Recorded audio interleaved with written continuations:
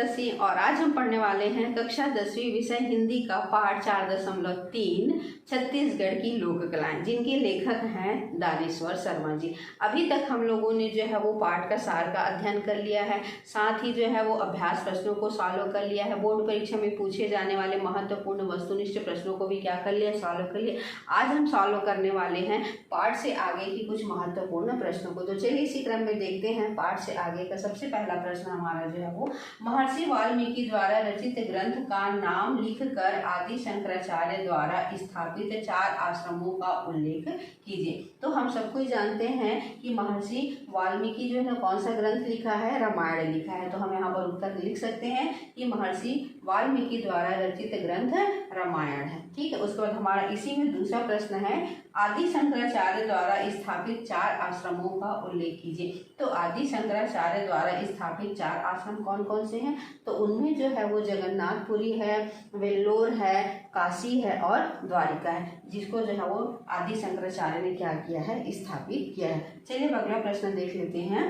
प्रश्न दूसरा है, शक्ति की आराधना जवारा का विस्तार पूर्वक वर्णन कीजिए। तो जवारा नवरात्रि के समय में गेहूं के दाने को बोकर उगाया जाता है। इस गेहूं के दाने से जो अंकुर निकलते हैं उससे ऐसा माना जाता है कि प्रकृति क्या करती है, बल प्रदान करती है। और जवारा गीत में इतनी शक्ति होती है कि सुनने वाले के ऊपर क्या चढ़ जाता है, देवता चढ़ जाता है। साथ ही जो है महिलाएं जो है वो बाल खोल करके क्या करने लगती हैं, झूमने लगती हैं। प्रश्न है, आशु कवित्व से आप क्या समझते हैं, अपने शब्दों में लिखिए। तो तुरंत कविता की रचना करना आशु कवित्व है।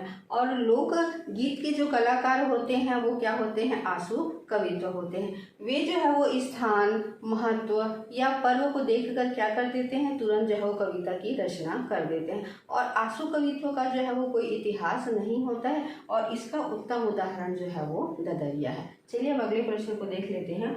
सुआ गीत नृत्य के समय टोकरी में भरे धान के ऊपर सुआ रखने का क्या अर्थ है? तो सुआ गीत में नृत्य के समय बांस की जो टोकरी होती है उसके अंदर धान को भरकर उसके ऊपर जो है वो सुआ, जिसे या तोता भी कहा जाता है, उसके प्रतीक को रख कर महिलाएं चारों उसको क्या करती हैं, नाचती हैं। और उसके ऊपर सुआ रखने का अर्थ जो है वो आत्मा का प्रतीक है। देखते हैं प्रश्न 5वां को, पद्म भूषण तीजन बाई को पंडवानी की कपालिक शैली की गायिका कहा जाता है। इस शैली का आशय स्पष्ट करते हुए अन्य शैली का उल्लेख कीजिए।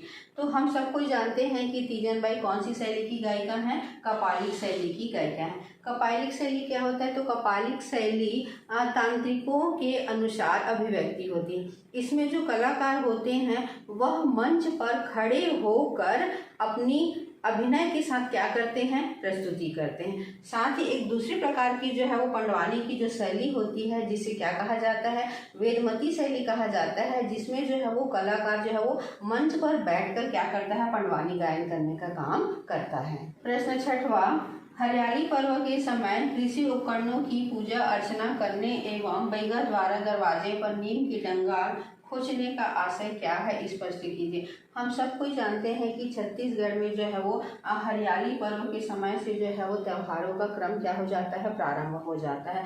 इस समय जो है वो कृषि उपकरणों की पूजा अर्चना करने का मतलब यह है कि जो है कृषि जो है वो फले फूले और लोगों में क्या हो, आनंद का जो है वो संचार हो। और बैगा द्वारा जो है वो दरवाजे पर नीम की डंगाल खोजने का मतलब यह है कि बैगा के द्वारा जो है वो परिवार को जो है बुरी नज़र से बचाने के लिए जो है वो घर के दरवाजे पर जो है वो नीम की डंगाल क्या की जाती है, खोजने का जो है वो कार्य किया जाता है।